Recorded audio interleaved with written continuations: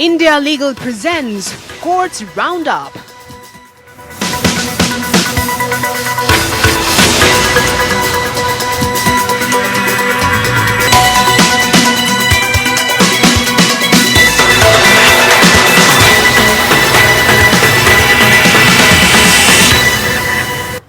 नमस्कार, मैं हूं आपके साथ पूजा कविया गोमा। कोर्ट्स राउंडअप में स्वागत है आप सभी का। इस बुलेटिन में अगले आधे घंटे हम आपको कोर्ट से जुड़ी तमाम छोटी बड़ी खबरों से रूबरू करवाएंगे। कोर्ट की कार्यवाही और सुप्रीम कोर्ट से लेकर हाई कोर्ट और लोअर कोर्ट तक के फैसलों को आपके सामने रखेंगे। आगे बढ़ने से पहले डाल लेते हैं एक नजर हेडलाइंस पर। सुप्रीम कोर्ट ने तमिलनाडु बनियार समुदाय का 10.5% आरक्षण किया रद्द। बनियार आरक्षण अधिनियम 2021 को ठहराया असंवैधानिक। पीठ ने मद्रास हाईकोर्ट का आदेश रखा कायम।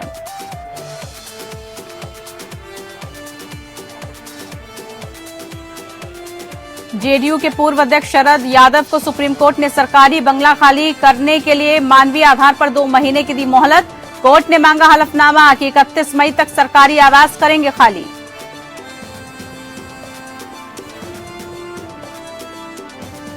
प्रधान न्यायाधीश एनवी रमन्ना ने कोर्ट के आदेशों की ई कॉपी प्रसारित करने के लिए सॉफ्टवेयर फास्टर किया लॉन्च। कहा, प्रणाली कोर्ट ऑर्डर को गोपनीय रखते हुए तेजी से संबंधित अधिकारियों और कैदियों तक पहुंचाता है। उन्नाव रेप केस में दिल्ली हाईकोर्ट ने कुलदीप सिंह सेंगर की जमानत याचिका पर सीबीआई और पीड़िता से मांगा जवाब। अतिरिक्त सबूत पेश करने की अनुमति देने का भी है अनुरोध।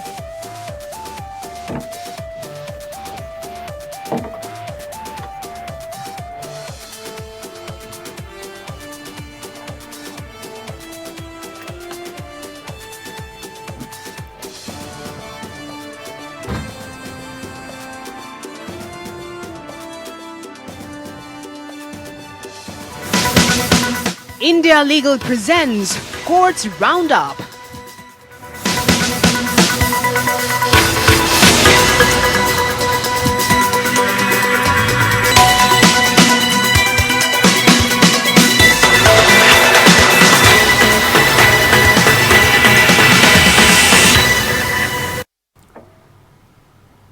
उच्चतम न्यायालय ने तमिलनाडु में अति पिछड़े समुदाय बनियार को सरकारी नौकरियों और शैक्षणिक संस्थाओं में दाखिले में दिए गए 10.5% आरक्षण को बृहस्पतिवार को रद्द कर दिया।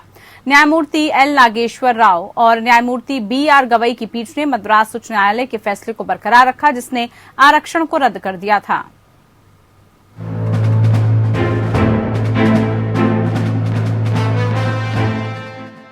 सुप्रीम कोर्ट ने वनियार समुदाय पर अहम फैसला दिया है। अदालत ने तमिलनाडु के वनियार समुदाय को दिया गया 10.5% आरक्षण रद्द कर दिया है। शीर्ष कोर्ट ने वनियार आरक्षण अधिनियम 2021 को असंवैधानिक ठहराया है। वनियार तमिलनाडु की सबसे पिछड़ी जाति है। उसे राज्य सरकार ने इस समुदाय को सरकारी नौकरियों और शिक्षण संस्थानों में 10.5% आरक्षण दिया है। सुप्रीम कोर्ट के जस्टिस एल नागेश्वर राव और जस्टिस BR गवई की पीठ ने मद्रास हाई कोर्ट का आदेश कायम रखते हुए वनियार आरक्षण रद्द करने का आदेश दिया। मद्रास हाई कोर्ट ने इस आरक्षण को रद्द कर दिया था। शीर्ष कोर्ट ने कहा कि हमारी राय है कि वनिया कुल क्षत्रियों को MBC के बाकी 115 समुदायों से अलग एक समूह में वर्गीकृत करने का कोई ठोस आधार नहीं है। इसलिए 2021 का अधिनियम संविधान के अनुच्छेद 14, 15 और 16 का उल्लंघन है। इसलिए हाईकोर्ट का आदेश बरकरार रखा जाता है। कोर्ट ने आगे कहा, राष्ट्रपति की सहमति के मुद्दे पर आंतरिक आरक्षण लागू करने के लिए राज्य को प्रतिबंधित नहीं किया जा सकता। जाति आंतरिक आरक्षण का आधार हो सकती है, लेकिन ये एकमात्र आधार नहीं हो सकती। जिन कानूनों को चुनौती दी गई थी वे थे The Tamil Nadu Special Reservation of Seats in Educational Institutes including private educational institutes and appointments or posts in the services under the state within the reservation for the most backward classes and Denotified Communities Act 2021। विशेष कानून कथित तौर पर वनियार, जो कि MBC की एक जाति की है, उसकी मांग को पूरा करने के लिए लाया गया था, जिसमें वो दावा करते थे कि वो संख्यात्मक रूप से प्रमुख समुदाय हैं, लेकिन MBC DNC श्रेणी में अन्य समुदायों के साथ प्रतिस्पर्धा करने में असमर्थ हैं। तमिलनाडु विधानसभा में पिछले साल फरवरी में तत्कालीन सत्तारूढ़ अन्ना द्रमुक सरकार द्वारा पेश विधेयक पारित किया गया था। इसमें वनियारों के लिए 10.5% आंतरिक आरक्षण प्रदान किया गया था। इसके बाद द्रमुक सरकार ने जुलाई 2021 में इसके अमल का आदेश जारी किया था। राज्य सरकार ने एमबीसी और गैर अधिसूचित समुदायों के लिए कुल 20% आरक्षण को 3 अलग अलग समुदायों की श्रेणियों में विभाजित कर दिया था। इसके तहत वनियारों के लिए 10% से अधिक उप कोटा तय किया गया था। पहले वनियारों को वनियाकुल क्षेत्रियों के नाम से जाना जाता था। Bureau report. तो वहीं जेडीयू के पूर्व अध्यक्ष शरद यादव को सुप्रीम कोर्ट से राहत मिली है। दिल्ली में सरकारी बंगला खाली करने के लिए 2 महीने का और वक्त मिल गया है। सुप्रीम कोर्ट ने शरद यादव को सरकारी बंगला खाली करने के लिए 31 मई तक का वक्त दिया था। सुप्रीम कोर्ट ने मानवीय आधार पर समय सीमा बढ़ाई है। सुप्रीम कोर्ट ने यादव की गंभीर चिकित्सा स्थिति पर ध्यान देने के बाद समय सीमा को बढ़ा दिया है।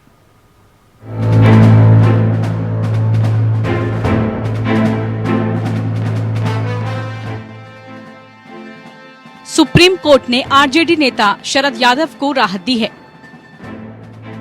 सुप्रीम कोर्ट ने शरद यादव को दिल्ली का सरकारी बंगला खाली कराने के लिए 31 मई तक का समय दिया है। दिल्ली हाई कोर्ट ने उन्हें 30 मार्च तक घर खाली करने को कहा था। शरद यादव ने सुप्रीम कोर्ट में याचिका दाखिल कर खराब स्वास्थ्य का हवाला दिया था। कोर्ट ने मानवीय आधार पर उन्हें 2 महीने की मोहलत दे दी है। हालांकि कोर्ट ने उनसे ये लिखित हलफनामा देने को कहा कि वो 31 मई तक सरकारी आवास खाली कर देंगे। ये याचिका उनके आवास बंगला नंबर 7 तुगलक रोड नई दिल्ली से संबंधित है।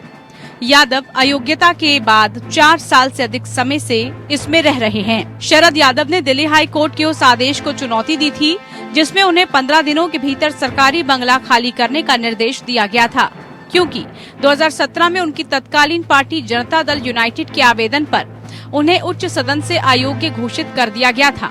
जेडीयू से सांसद चुने गए शरद यादव को पार्टी विरोधी गतिविधियों के लिए 2017 में ही राज्यसभा सदस्यता के लिए अयोग्य ठहरा दिया गया था। तब से अब तक शरद यादव हाईकोर्ट के एक अंतरिम आदेश के सहारे केंद्रीय मंत्रियों को मिलने वाले बंगले 7 तुगलक रोड में जमे थे।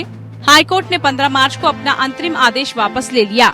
अपने नए आदेश में हाईकोर्ट ने शरद यादव को 15 दिन में मकान खाली करने को कहा था।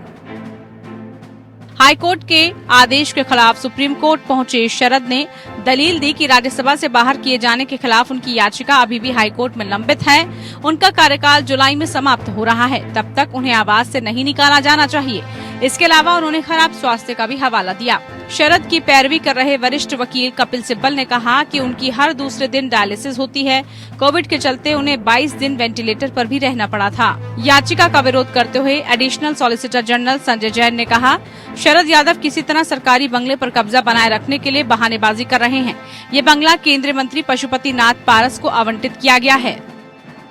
शरद के वकील सिब्बल ने कहा कि उन्हें 2 महीने का समय दिया गया।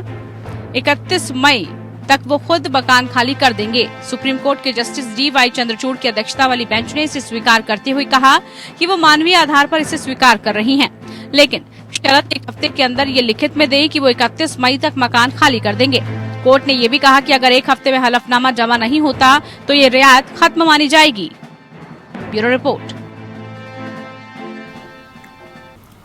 प्रधान न्यायाधीश एन वी रमन्ना ने कोर्ट के आदेशों की ई कॉपी प्रसारित करने के लिए सॉफ्टवेयर फास्टर लॉन्च कर दिया। इस दौरान सीजेआई रमन्ना ने कहा कि प्रणाली कोर्ट ऑर्डर को गोपनीय रखते हुए तेजी से संबंधित अधिकारियों और कैदियों तक पहुंचाती है। सीजेआई एन वी रमन्ना की अध्यक्षता वाली एक बेंच ने सभी राज्यों और केंद्र शासित प्रदेशों के कारागारों के महानिदेशक या महानिरीक्षक के साथ महानिदेशक, राष्ट्रीय सूचना विज्ञान केंद्र सचिव को फास्टर प्रणाली के सुचारू और सफल क्रियान्वयन को सुनिश्चित करने और साथ ही समन्वय करने का निर्देश दिया।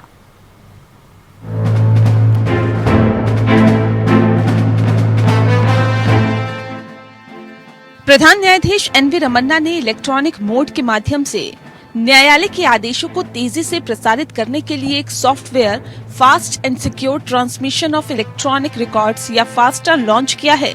ऑनलाइन लॉन्च इवेंट में सुप्रीम कोर्ट के जज, हाई कोर्ट के चीफ जस्टिस और अन्य जज भी शामिल हुए। सॉफ्टवेयर लॉन्च इवेंट के दौरान सीजेआई ने कहा कि फास्टर की अवधारणा ने 3 दिन पहले सुप्रीम कोर्ट द्वारा उन्हें जमानत देने के बावजूद कैदियों को रिहा नहीं किए जाने के बारे में समाचार रिपोर्ट पढ़ने के बाद आकार लिया, क्योंकि आदेशों की फिजिकल कॉपी जेल अधिकारियों को नहीं दी गई। उसके बाद सीजीआई की अगुवाई वाली पीठ ने स्वतः संज्ञान लिया और इलेक्ट्रॉनिक प्रणाली को विकसित करने के निर्देश जारी किए। सीजीआई ने कहा कि फास्ट ट्रैक का उद्देश्य सुप्रीम कोर्ट या किसी भी न्यायालय द्वारा पारित आदेशों को उनके पक्षकारों के हस्तक्षेप के बिना सुरक्षा प्रसारित करना है। हाईकोर्ट स्तर पर 73 नोडल अधिकारियों का चयन सॉफ्टवेयर को क्रियान्वित करने के लिए किया गया। नोडल अधिकारियों और अन्य अधिकारियों के कुल 1887 ईमेल आईडी है। फास्ट ट्रैक जमानत के आदेशों को संप्रेषित करेगा और प्रमाणीकरण के लिए इसमें सुप्रीम कोर्ट अधिकारियों के डिजिटल हस्ताक्षर होंगे।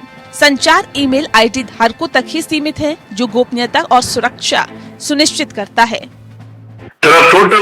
1887 email IDs of all the nodal officers and other officers connected across the country. To begin with, the faster cell shall transmit records of proceedings or orders related to bail and release passed by this court to the concerned officers and duty holders through email.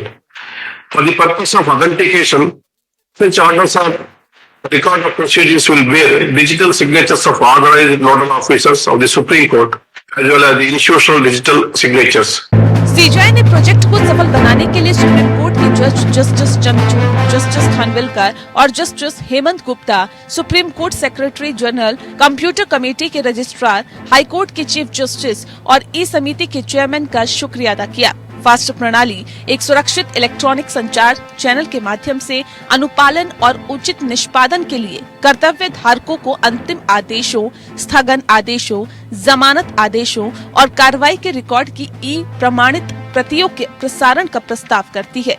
इस तरह के आदेशों के संचार में देरी के कारण जमानत के आदेश पारित होने के बावजूद रिहा नहीं होने वाले जेलों की दुर्दशा के बारे में चिंता व्यक्त करते हुए सुप्रीम कोर्ट ने पिछले साल सितंबर में फास्टर नामक एक इलेक्ट्रॉनिक प्रणाली के उपयोग को मंजूरी दी थी। Bureau report. कोरोना की वजह से यूपीएससी परीक्षा में बैठने के लिए अतिरिक्त मौके की मांग मामले में सुप्रीम कोर्ट में सुनवाई हुई। सुप्रीम कोर्ट ने यूपीएससी को आदेश दिया कि वो 2 हफ्ते के भीतर इन छात्रों की परीक्षा देने के मामले पर फिर से विचार करें। कोर्ट ने निर्देश छात्रों की तरफ से वकील प्रशांत भूषण ने 24 मार्च 2022 को पार्लियामेंट्री कमेटी की एक रिपोर्ट का हवाला कोर्ट को देते हुए कहा कि उनकी परीक्षा के लिए अतिरिक्त मौका दिए जाने की मांग पर विचार किया जाना चाहिए। दरअसल कोरोना की वजह से यूपीएससी की मुख्य परीक्षा देने से वंचित रहे प्रतियोगी छात्रों की मेंस परीक्षा दिए जाने के अतिरिक्त मौका दिए जाने की मांग वाली याचिका पर सुनवाई कर रहा है। इस मामले पर केंद्र सरकार की तरफ से डीओपीटी ने सुप्रीम कोर्ट में अपना हलफनामा दाखिल कर कोर्ट को बताया था कि यूपीएससी परीक्षा में बैठने के लिए उम्मीदवारों को अतिरिक्त मौका नहीं दिया जाएगा। अगर ऐसा किया गया तो अन्य श्रेणियों में होने वाली परीक्षा के छात्र भी इसी तरह की मांग करेंगे।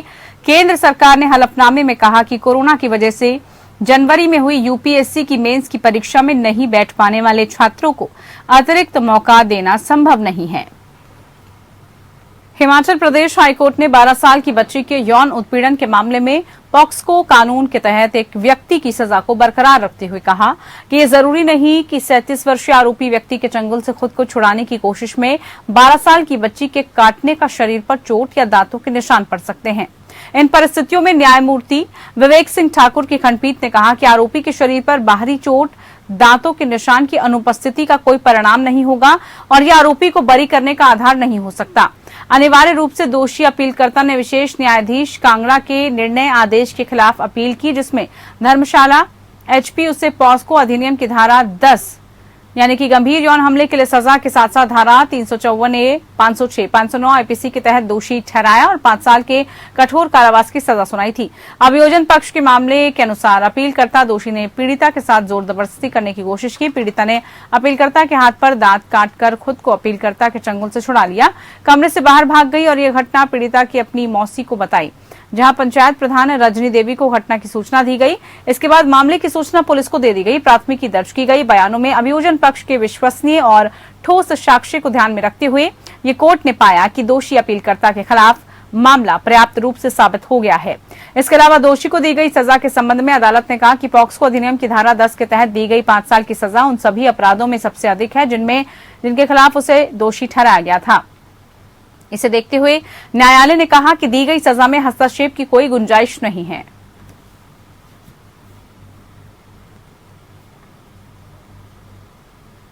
कलकत्ता हाईकोर्ट ने राज्य सरकार को उत्तर 24 परगना के बशीरहाट के मटिया में 11 साल की नाबालिग लड़की के बलात्कार की भीषण घटना की जांच से संबंधित स्टेटस रिपोर्ट के साथ केस डायरी की मांग की थी।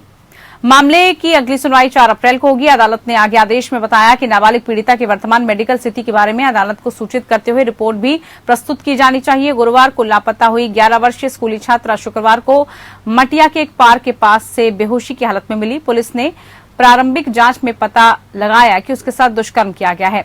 पुलिस लड़की को बशीरहाट सुपर स्पेशलिटी अस्पताल में ले गई, जहां से उसे कलकत्ता के आरजी कर अस्पताल में स्थानांतरित कर दिया गया। पुलिस ने शनिवार को लड़की की चाची और 20 वर्षीय सहर अली सदर को हावड़ा के दोमजुर से गिरफ्तार किया। बशीरहाट कोर्ट ने दोनों आरोपी को 6 दिन की पुलिस हिरासत में भेज दिया है। चीफ जस्टिस प्रकाश श्रीवास्तव और जस्टिस राजश्री भारद्वाज की खंडपीठ ने महाधिवक्ता एसएन मुखर्जी को अदालत के समक्ष एक हलफनामे के रूप में एक रिपोर्ट पेश करने का निर्देश दिया। इस रिपोर्ट में घटना की जांच की स्थिति बताई गई। पीठ ने केस डायरी को अगली सुनवाई की तारीख पर अदालत के समक्ष दायर करने के लिए कहा। राज्य सरकार को पीड़िता की वर्तमान मेडिकल स्थिति के बारे में अदालत को अवगत कराते हुए एक मेडिकल रिपोर्ट दाखिल करने के लिए भी निर्देश दिया गया। अदालत ने आगे आदेश दिया कि कलकत्ता के आरजी कर अस्पताल में इलाज करा रही नाबालिग पीड़िता को हर संभव मेडिकल सुविधाएं और मेडिकल उपचार दिया जाए। बेंच को आगे बताया गया कि नाबालिग लड़की के साथ कई बार बलात्कार किया गया है।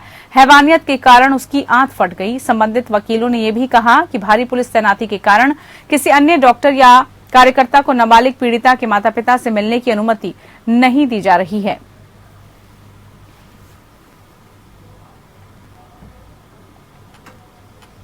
पटना हाईकोर्ट ने वीर कुंवर सिंह से संबंधित राष्ट्रीय धरोहर की खस्ता हालत को लेकर जनहित याचिका पर केंद्र और राज्य सरकार से जवाब मांगा है। इसके साथ ही कोर्ट ने 4 सप्ताह के भीतर जवाबी हलफनामा दाखिल करने का निर्देश दिया। मुख्य न्यायाधीश न्यायमूर्ति संजय करोल और न्यायमूर्ति एस कुमार की खंडपीठ ने कहा कि केंद्र और राज्य सरकार द्वारा आज से 3 सप्ताह की अवधि के भीतर जवाब सकारात्मक रूप से दाखिल किया जाए। उसका प्रत्युत्तर यदि कोई हो तो इसके बाद 1 सप्ताह की अवधि के भीतर दाखिल किया जाना चाहिए। कोर्ट के समक्ष ये याचिका एक शशि कुमार की ओर से दायर की गई। याचिकाकर्ता की ओर से पेश वकील सुनील कुमार सिंह ने कोर्ट को बताया कि जगदीशपुर स्थित बाबू कुंवर सिंह के किला म्यूजियम समेत उनसे जुड़ी कई चीजें रखरखाव के अभाव में बर्बाद हो रही हैं, जबकि सरकार ने उनके संपत्ति को राष्ट्रीय धरोहर घोषित कर रखा है। आगे प्रस्तुत किया गया कि बाबू कुंवर सिंह की स्वतंत्रता संग्राम की लड़ाई में काफी बड़ा योगदान रहा है। उनकी गाथा आज भी गाई जाती है। उनसे जुड़ी धरोहर की देखभाल बहुत जरूरी है। अब मामले पर अगली सुनवाई 29 अप्रैल को होगी। मामले में याचिकाकर्ता की ओर से एडवोकेट सुनील कुमार सिंह और एडवोकेट अजय कुमार सिंह पेश हुए। प्रतिवादी की ओर से एएसजी केएन सिंह पेश हुए थे। वीर कुंवर सिंह मालवा के सुप्रसिद्ध शासक महाराजा भोज के वंशज थे। इनका जन्म नवंबर 1777 में उज्जैनिया राजपूत घराने में बिहार राज्य के शाहबाद या वर्तमान भोजपुर जिले के जगदीशपुर में हुआ था। कुंवर सिंह के पास बड़ी जागीर थी। ईस्ट इंडिया कंपनी ने गलत नीति अपनाकर उनकी जागीर छीन ली थी। कुंवर सिंह ने 80 साल की उम्र में भी अंग्रेजों के खिलाफ लड़ाई लड़ी थी। इस उम्र में भी उनसे अपूर्व साहस, बल और पराक्रम था। बात दिल्ली उच्च न्यायालय की करते हैं, जहां पर उत्तर प्रदेश के उन्नाव में एक नाबालिग लड़की के साथ बलात्कार मामले में उम्र कैद की सजा पाए बीजेपी से निष्कासित कुलदीप सिंह सेंगर की जमानत याचिका पर सीबीआई और पीड़िता को नोटिस जारी किया गया। न्यायमूर्ति सिद्धार्थ मृदुल और न्यायमूर्ति रजनीश भटनागर की पीठ ने जमानत अर्जी पर सीबीआई और पीड़िता को नोटिस जारी करने के साथ ही इस मामले को 25 मई के लिए सूचीबद्ध कर दिया है। अदालत ने कुलदीप सेंगर के उस दूसरे आवेदन पर भी सीबीआई और पीड़िता से जवाब मांगा, जिसमें आवेदक ने इस मामले में निचली अदालत के फैसले को चुनौती देने वाली अपनी अपील के समर्थन में अतिरिक्त सबूत पेश करने की अनुमति देने का अनुरोध किया है। दरअसल सेंगर के वकील ने दलील दी कि पीड़िता का एक हलफनामा दर्शाएगा कि वो अपराध के समय नाबालिग नहीं थी। उन्होंने ये कहते हुए जमानत मांगी कि उनके मुवक्किल पिछले 4 सालों से सलाखों के पीछे हैं। निचली अदालत के फैसले को चुनौती देने वाली सेंगर की अपील पहले से ही उच्च न्यायालय में लंबित है। सेंगर ने निचली अदालत के 16 दिसंबर 2019 के फैसले को खारिज करने की मांग की है, जिसमें उसे गुनाहगार ठहराया गया था। उसने 20 दिसंबर 2019 के इस फैसले को भी दरकिनार करने का अनुरोध किया है, जिसमें कहा गया है कि उसे बाकी जीवन जेल में बिताना होगा। संबंधित महिला का 2017 में कुलदीप सिंह सेंगर ने अपहरण किया था और उसके साथ बलात्कार किया था। इस घटना के समय महिला नाबालिग थी। इस घटना के सामने आने के बाद उत्तर प्रदेश की सियासत में भूचाल आ गया था। मामले में यूपी सरकार ने केस की जांच सीबीआई से कराने की मांग की थी। चलिए इसी के साथ कोच राउंड अप में फिलहाल के लिए इतना ही। नमस्कार।